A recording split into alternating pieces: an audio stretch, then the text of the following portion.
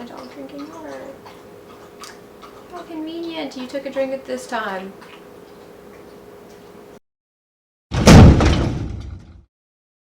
Welcome to Superheroes and Stuff, episode 3. As you can notice, I am sitting and not standing because I am partially worried that by talking about Captain America, the Winter Soldier, I will faint and pass out because of how great it was! Yeah, okay, so that was a little bit of the burst of excitement I was feeling. Also, maybe I'm thinking that like this chair will help calm me and, you know, it should be brought up for serious issues. This is a serious issue, obviously. So, hello to the chair and of me sitting. You can't see my shirts very well because they're really awesome. But, chair! Yeah, so that took longer than expected to explain. Anyways, Captain America, the Winter Soldier. I want to talk about that a lot on this episode. I especially want to talk about what makes a good superhero movie for me, what are my opinions, and how do I judge a superhero movie, because there's some things I take in more highly in a superhero film than I do on a regular film. One of those things is being characters. Are the characters relatable? Did they hold true to the characters that you know and love? Did they introduce new characters? How did that help the story? You know, just in general, I think characterization, did the characters develop? These are things that make really good superhero movies. Batman Begins, Dark Knight, Avengers, so many good superhero movies have good characterization, or they have the character developed in a good way. I know a lot of people might disagree with me about Batman Begins, but the character developed in a huge way in Batman Begins, and that makes it a good movie. So that's something that I really, really highly base a lot of my opinions on. Also, story. What story did they pick to do for this movie, right? Does the story make sense to you? Was there some issues within the story, like how the story developed, how the characters fit into the story? Just a whole lot goes into the story, and if they did the story to its justice. And last but not least, like a big thing that I take in consideration is fun. Is it fun to watch? Is it, you know, these superheroes movies and are based off of comic books, right? Comic books are fun to read. That's the whole point of reading a comic. It's colored pictures with words on pages. So you want a movie that is based off of that to have the same kind of feeling, the same kind of fun, and it can be fun, you know, either Marvel is lighthearted fun, or it can be fun like Dark Knight is to watch. So with that, let us talk about Captain America, the Winter Soldier. So, I gotta tell you guys, I was highly disappointed in a lot of superhero movies this summer. Mostly Man of Steel and Iron Man 3. I know I'm probably in the minority of not liking Iron Man 3, but it disappointed me and I was super excited for those movies. However, we're kicking off this summer with Captain America, the Winter Soldier, and I am so excited that this movie is the movie to kick off this. I take it as the movie to kick off the summer. Captain America, the Winter Soldier takes place right after Avengers. It's Steve Rogers and not Captain America. It's Steve Rogers, you know, he is Captain America, but he's also dealing with him. He's not, this isn't what he's used to. This isn't 1945. He's not fighting World War II. He's not saving the world with the Avengers, which was still something he had just woken up to doing. So this movie focuses a lot more on, you know, what he's doing, how he's coping with these big decisions that he has to make, or how he's coping with just life in general, which I think I love. I love when characters do that. I love when movies do that to characters. I love how they show more of the human side, and he is human, but they show more of his emotional side and how he develops that way. And it's amazing because that's something that you want to see, you know.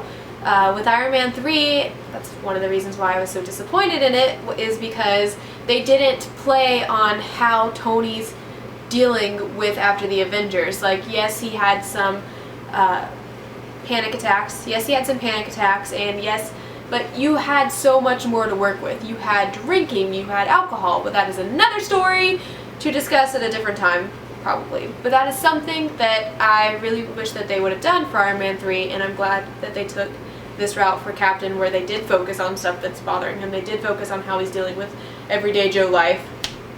and dealing with the pressures of being Captain America and the decisions that he has to make. Another big thing that they had was a lot of Black Widow was in this movie, which, hells yeah, about time. Black Widow should have her own movie. I said it. I'm one of those people, and she should. She's badass. She knows what she's doing. She has a very good relationship with Steve, which you see a lot of in this movie, and it's not one of those relationships where you want them to be together in a relationship or romantically. It's just they are together because they are friends and they need each other. That is something that I love. I hate when movies, especially superhero movies, put a damsel in distress type situation so that the audience wants to immediately romanticize the hero and the damsel. I hate it. I think that it's kind of overrated. Sometimes needed, but mostly overrated. And Black Widow can hold her own, and it shows. And in no way was I sitting through the movie wondering, is this going to be a thing? So in case maybe I did spoil that for you guys, but you should know that that's not something that's going to happen, which I was worried that they were going to do, and I'm glad that they didn't. And in this movie, there's a lot of new characters being introduced, though, and a lot of old characters. I mean, Black Widow was one of the old characters that came back, and then we have Winter Soldier, who, surprise, surprise, it's Bucky Barnes. That's not a spoiler. You should know that already, and if you're on the internet. The Winter Soldier is Bucky Barnes, and that's Cap's old past coming back to the future, which is a good thing to have in a movie like this, having your past come back towards you. You have Falcon, who's played by Anthony Mackie.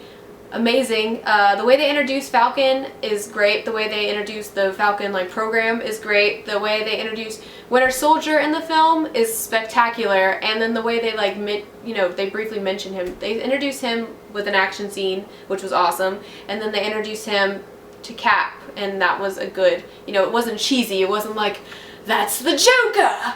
It was something that was really good to work with, which I like.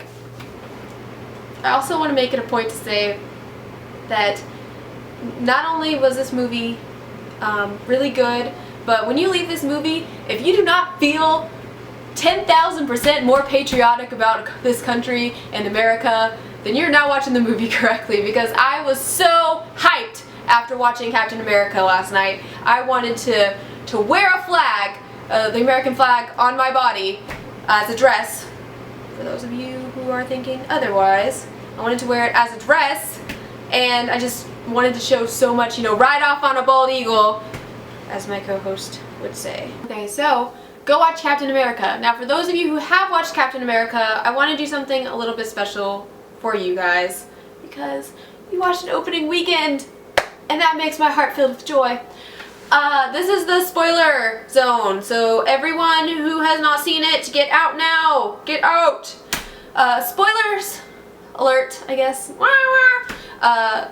So, this movie, I loved. I cannot describe to you how much I appreciated Black Widow in this movie, how much I appreciated Winter Soldier in this movie. I appreciated how Steve handled Winter Soldier throughout the movie. There's so many good lines, especially with Winter Soldier, when he says, I knew him. The face acting alone in this film, especially between Black Widow and Winter Soldier, was incredibly impressive to me. So those are just a few things I needed to get out of my system, but for those of you who have watched the movie, that's hinting a lot towards Avengers 2, and I've always thought, or at least hoped, that Avengers would lead into some sort of Civil War, Age of Ultron-esque fight that happens, because it's a huge deal. In the comic book Civil War, it deals, if you haven't read it, I advise you to go. It's great, especially with Avengers.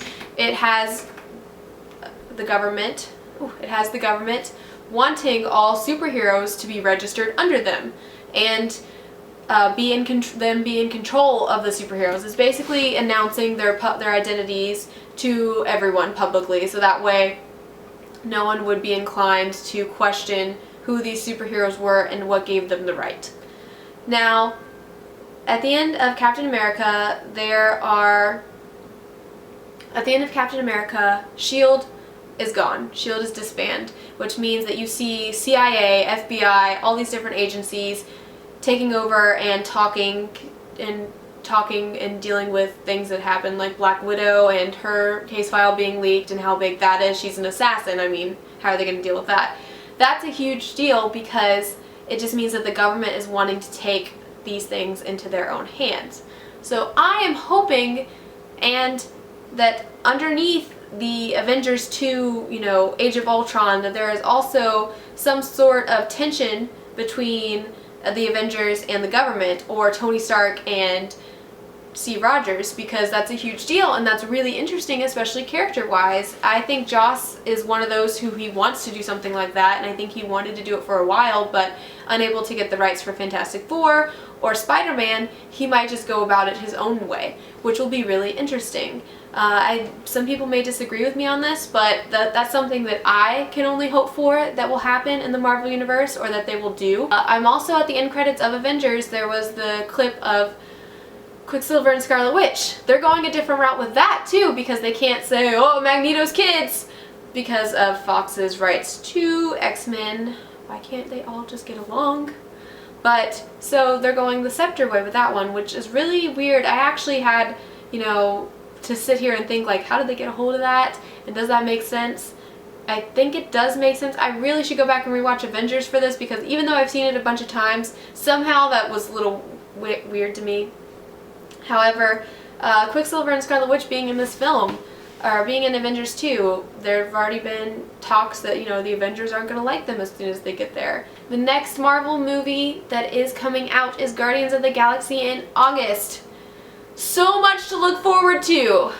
So, well, I mean, X-Men technically, but Guardians of the Galaxy is from the Marvel Studios side. So, I hope that I have not just ranted on for a really, really long time, and I hope that you guys have at least enjoyed it if I have. This is episode 3. I was really trying to just give a brief overview and then talk a little at the end about some things that pinpointed, so that way it wasn't so much for those who haven't seen it already yet. Thank you for everyone who has been watching my videos. Really appreciate it. And if you could, you know, comment and let me know what you think. If you enjoy the serious chair, or not, serious chair maybe needs to take a break, but let me know. And this has been it. I promise I will get the comic video to you guys soon. So, howdy!